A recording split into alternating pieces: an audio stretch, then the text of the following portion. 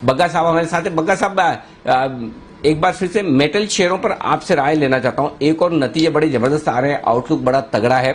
ऐसा लग रहा है कि ये साल भी तोड़ फोड़ रिजल्ट्स रहेंगे इनके और डेट बड़ा कम होगा। दूसरी तरफ ये डर लग रहा है कि जिस तरह से दाम बढ़े हुए हैं, चाइना कुछ कर न दे, कहीं ग्लोबली कुछ ऊपर नीचे न हो जाए।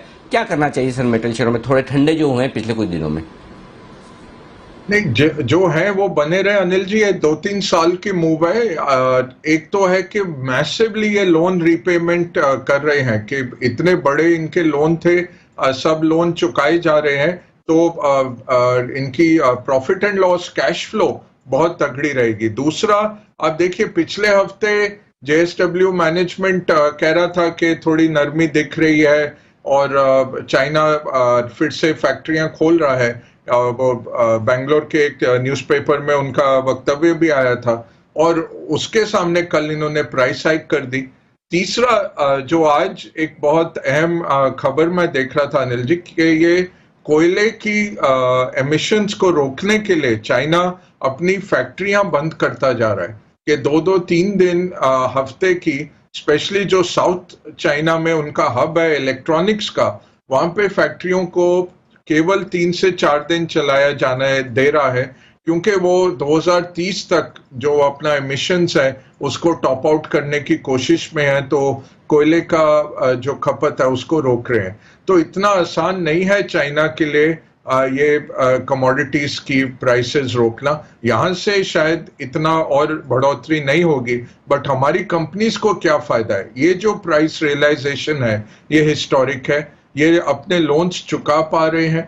ऑलरेडी इन्होंने पिछले 3 साल में इतना कॉस्ट ऑप्टिमाइजेशन किया था कि हमारी कंपनियां विश्व की सबसे ऑप्टिमल, आप कह सकते हैं सबसे एफिशिएंट उत्पादकों में से हैं। अब एल्यूमिनियम अगर आप देखें, उसमें इतने ट्रिगर्स हैं एल्यूमिनियम के लिए कि एल्यूमिनियम तो कहीं नहीं रुकने वाला। तो एल्यूमिनियम के जो उत्पादक हैं उनको आपने देखना है। कॉपर आप देखिए, कॉपर कुछ भी हो जाए, रिन्यूएबल जो इकोनॉमी है पूरी, उसके बीच में क्या बैठा हुआ है? सिलिकॉन बैठा हुआ है और कॉपर बैठा हुआ है।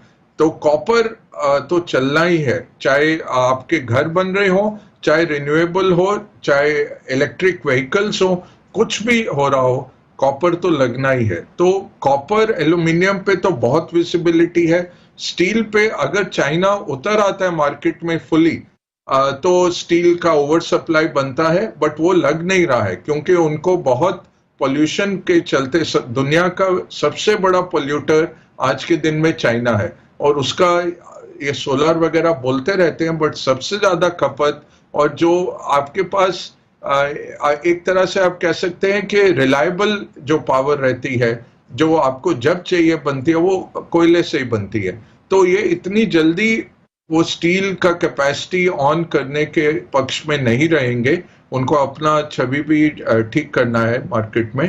तो स्टील भी मुझे लगता है कि कंटिन्यूड रहेगा। ऑयल केवल और केवल ये है कि ईरान अगर आता है तो 4 मिलियन बैरल आ जाते हैं, जिसमें से 2.5 मिलियन तो चोरी चकारी से चीन उठा ही रहा है, तो 1.5 मिलियन का फर्क पड़ेगा। बट उससे भी काफी मार्केट पे एटलीस्ट ये है कि 70 पे हम बने रहेंगे। ईरान अगर नहीं आता है तो फिर $80 हो सकता है ऑयल। तो कमोडिटी कहीं से भी मुझे रुकती नहीं दिखती है और हमारी कंपनियों को तो बेनिफिट है क्योंकि उन्होंने लोन्स चुकाए हैं, एफिशिएंट प्रोड्यूसर है और भारत में ही खपत इतनी है। और आप इंपोर्टेड स्टील से तो आप 10-15% कम है अभी भी, तो आपके पास उतना रनवे है अभी भी प्राइस हाइक करने का, या बाहर अगर कीमतें गिरती भी हैं तब भी आप कॉम्पिटिटिव रहते हैं।